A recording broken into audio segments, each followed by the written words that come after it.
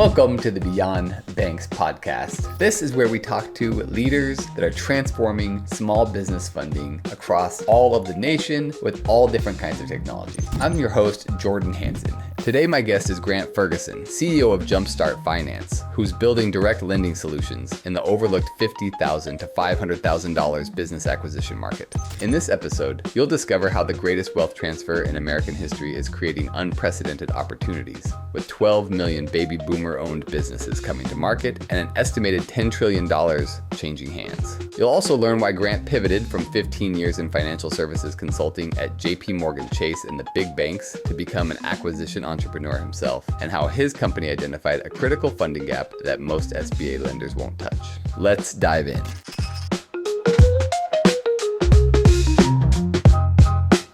Hello and welcome everybody. I'm here today with Grant Ferguson from Jumpstart Finance. Jumpstart's just been around since September, but it really is kind of a merging of previous things, and that's really what we're going to learn about more today. I'm excited to learn more and hear about your story. Grant, thanks for being here. Thanks for having me. Glad to be here. Go through your background, tell us a little bit more about yourself and kind of what brought you to where you are today. Yeah, absolutely. So I guess I'm what you'd call nowadays an acquisition entrepreneur. And it's somebody that buys a business rather than starting a business from scratch. I have been involved in the startup world and started businesses and raised capital and sold them. And I've also spent some time in the corporate world, usually figuring out ways to get back out of the corporate world. But I did work for JP Chase for a number of years. And I spent about 15 years in consulting, financial services consulting mostly, and have worked for all the big guys, Wells and Bank of America and others. But really what I wanted to do about 4 or 5 years ago, decided I wanted to own and operate my own company again. And,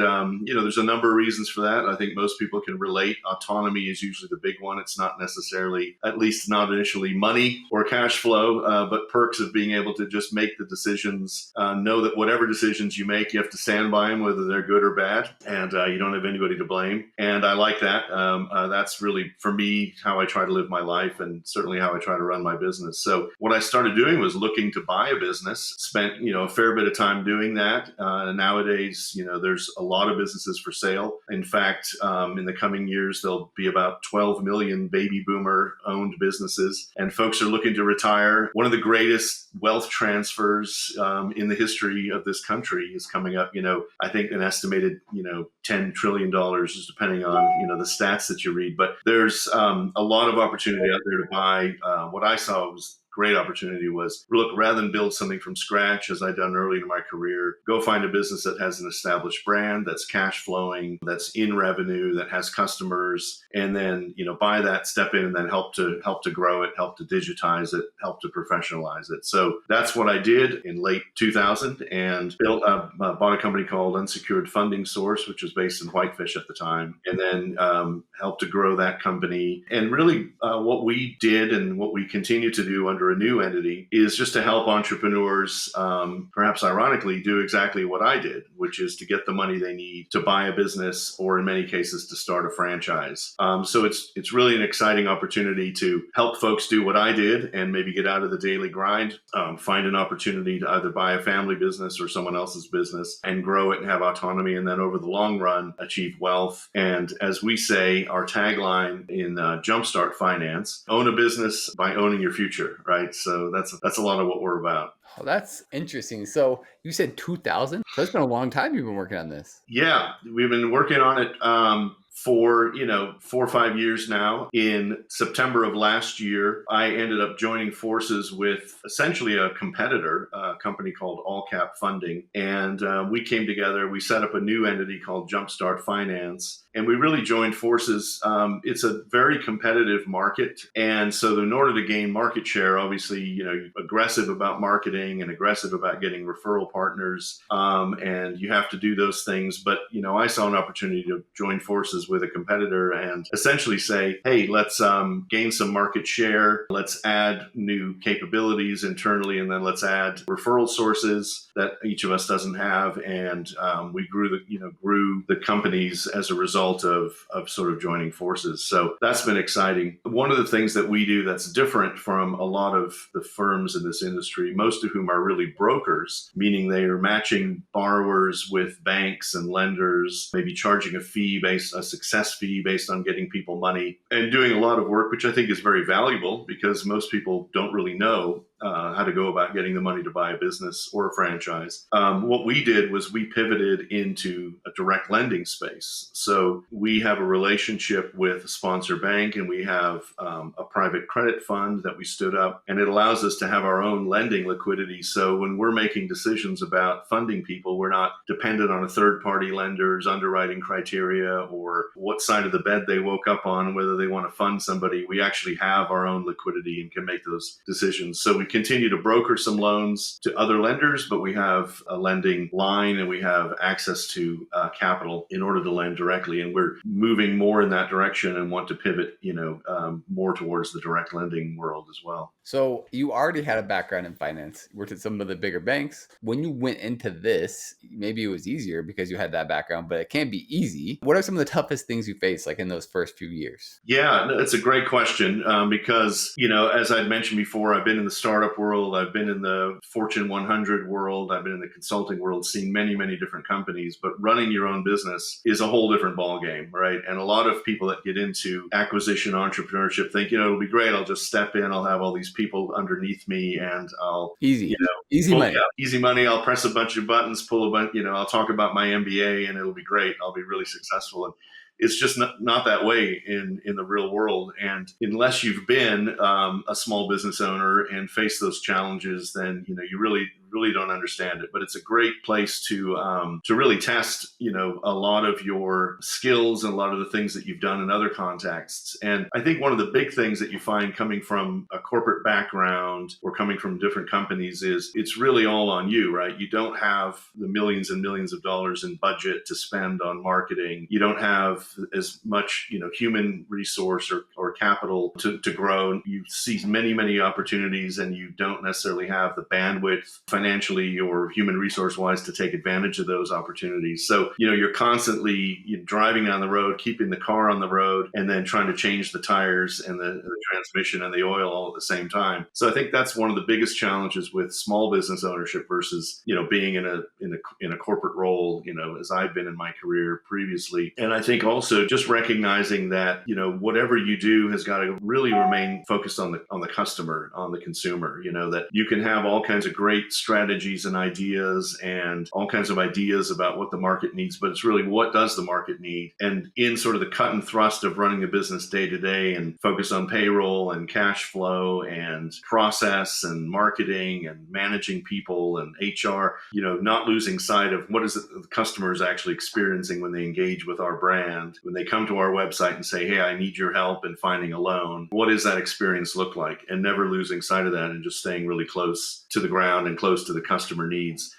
So there's just a couple of things, a couple of challenges, but things that are really, really fun that you don't really get to do in other kinds of roles. Yeah, that's a good attitude. You mentioned this earlier that really the biggest wealth transfer is coming. It's happening kind of right now because the baby boomers are retiring and a lot of them have started their own businesses. And that's kind of where you come in as you're thinking about, hey, a lot of times the kids don't want to take it over. This is a story I hear and I'm sure you hear it too. So I guess two questions. One is like for someone that's looking to find a good business like that, how would they do that? And the second one is for someone who's looking to exit, what are their steps, the best steps for them? Yeah, no, great question.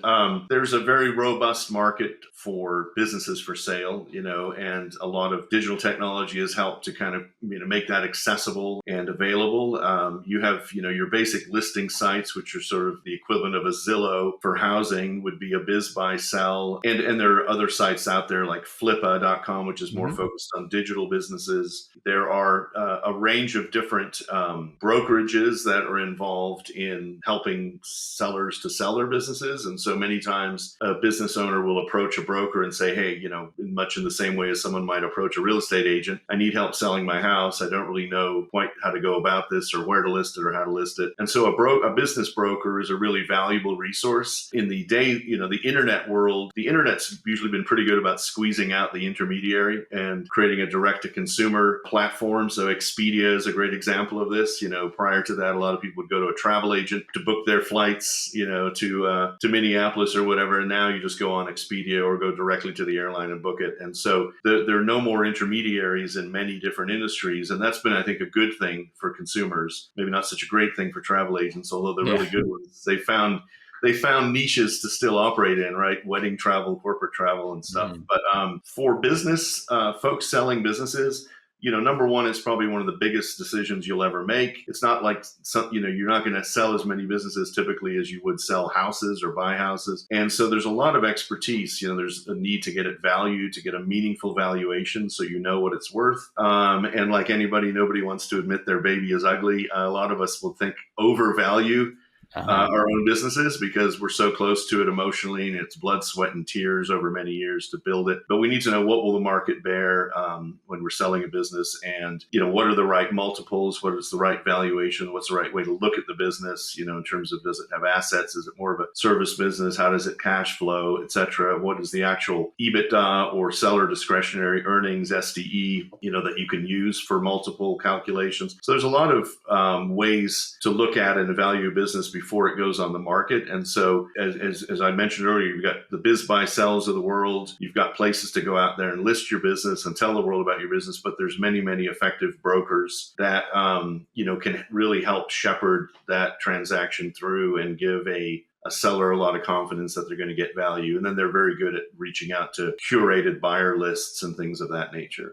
So there's, large national brokerages and lots of regional brokerages. So that's kind of another way you would get your business on the market. And then in terms of like a buyer, if you're looking for a business, so there's a lot of different, different search, types of businesses. There's somebody called, there's a company called SMB Deal Hunter. Helen is a friend of mine. She spends time curating businesses and going through and really looking at the financials, has a very, very large subscriber list of interested buyers. And, she would say, this looks like a great opportunity. It's an HVAC company, in Idaho or whatever, and they've got 10 trucks and here's their cash flow and profitability. And so there's folks that are kind of doing some of the work for you rather than as a buyer, maybe going on biz buy sell and just clicking on listings, signing NDAs, looking at SIMs or confidential and information memoranda, and then basically going through and having these conversations with sellers or with brokers. I would suggest a buyer, and we're talking really individual buyers now versus private equity or more institutional buyers, but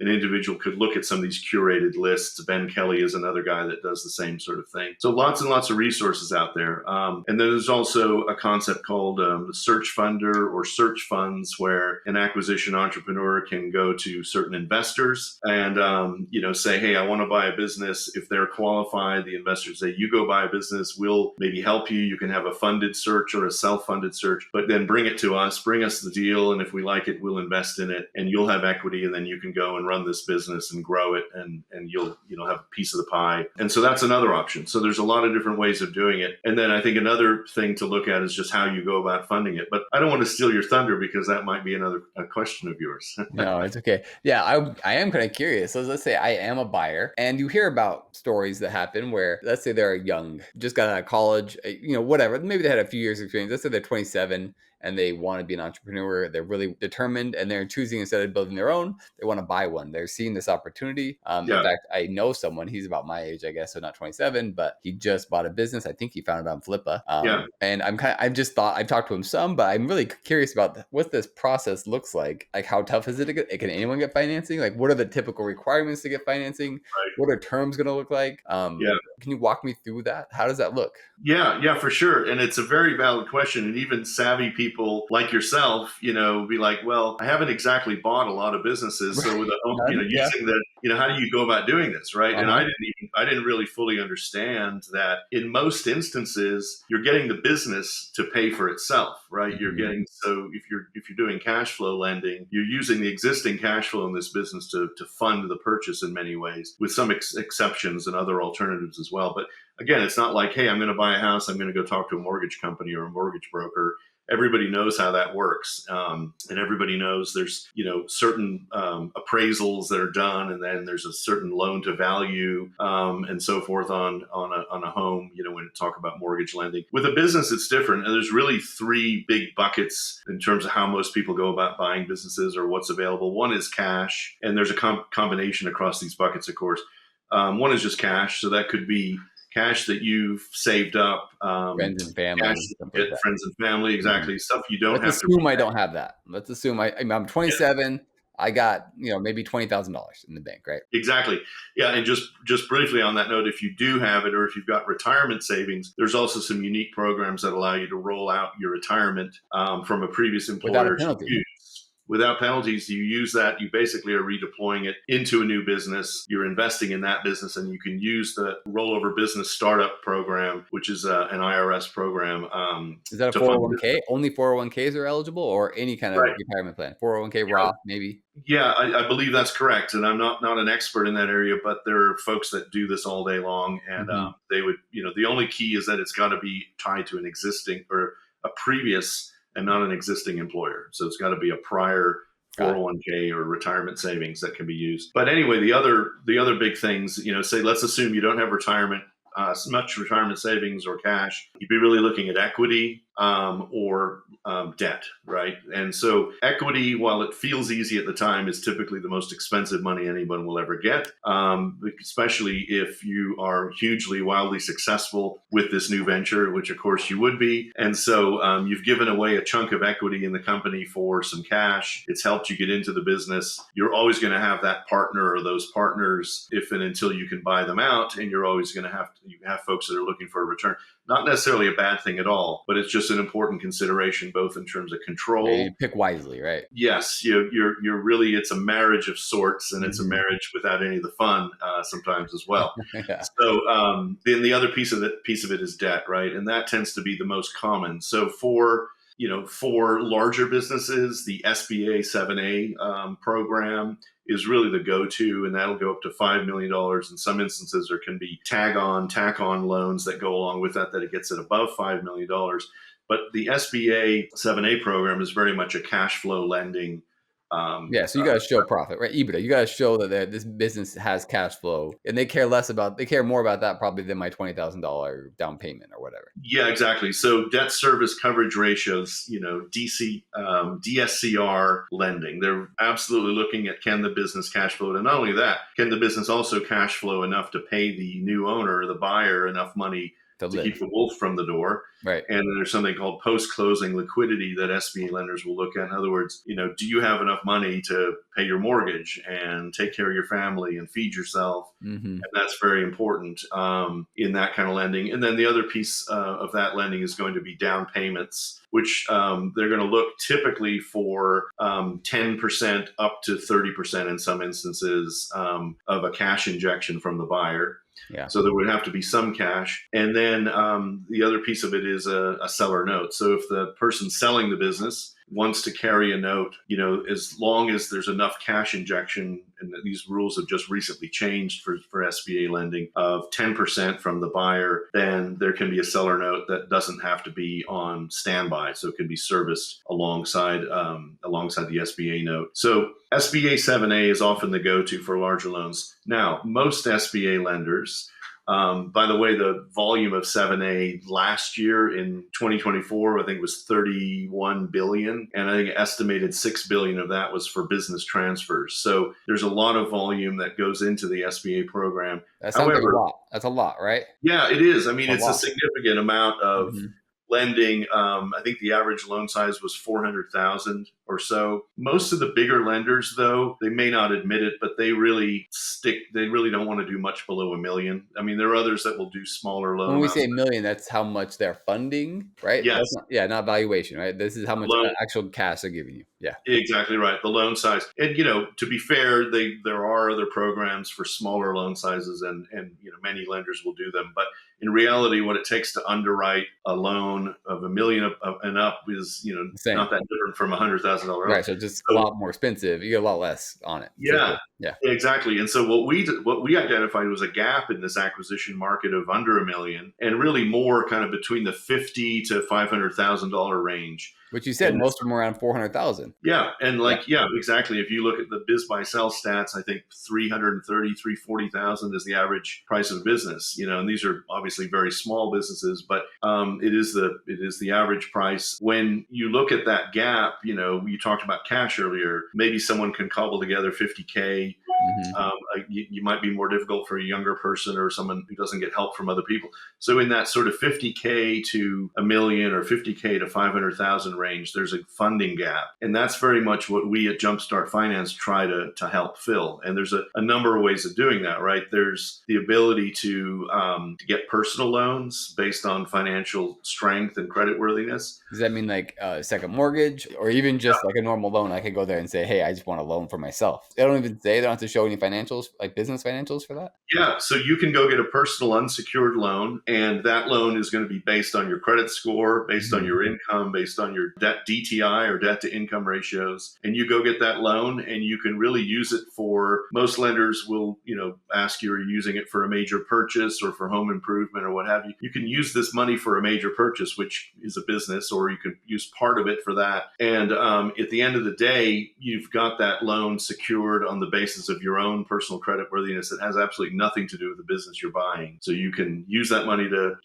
buy a business, or you can use it to go on a trip to Mexico, right? So you're responsible for paying it personally. Mm-hmm. And that's the main thing. As you mentioned, you can also go look at the value that you might have in a home if you own a home, and or just general real estate backed lending. And so that might be a HELOC, or we're working right now with a partner that does a HELOC that's attached to a credit card. And so it works more like a line of credit where, just use the money as you draw down on it, then you're responsible for repaying that, right? So, but it is secured lending. So you've got basically unsecured personal loans, and then you've got secured personal loans that are based on your home and collateralized by personal, usually residential real estate, but it can also be commercial real estate. And then we also are, just an example, as a private lender, non-bank lender, we have a Jumpstart loan, which goes up to $250,000 right now and is secured often by real estate, but mostly by personal guarantee, and then a UCC filing on the business that you're buying or on the franchise that you're buying. And then, of course, that's based very much on credit score and income. So we like to say we bet on the jockey, and then we make sure that the horse has got 4 legs, has made it around the track a couple times. Yeah. If it's a franchise or if it's a business that someone's buying, we want to look at that business and make sure it's cash flowing and so forth. But still, you're very much focused on the individual. So when you get into these smaller loan sizes, rather than it becoming cash flow lending or debt service coverage type lending, you're looking much more so at the personal credit worthiness. And so that means it's not for everybody, but if you've got a good score, you've got income, you've got a house, you can leverage those things to get the money to buy a business as well. And then the main things, like you said, the main things you're checking are, you got to make sure that this individual, they have a good credit, they have some kind of good background with, like you said, a house, whatever, debt to income is probably good. And then the second thing would be looking at, okay, the business, those two parts, right? You're looking at both of those and making sure, hey, the business is healthy or has a good track record, like you said, franchise or some kind of good financials, cash flow. And then also the individual is doing a personal guarantee on this. Exactly. Now, what you have to be careful about as a buyer is that you don't mix and match too many of these methods. You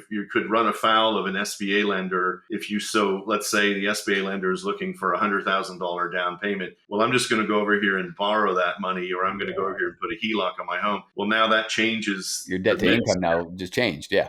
Exactly. And it also changes if you've collateralized that loan, and that changes the way the SBA is going to look at your available collateral for lending. So the advice I always give is just be 100% transparent with your lender. Don't ever lie to a lender, whatever you do.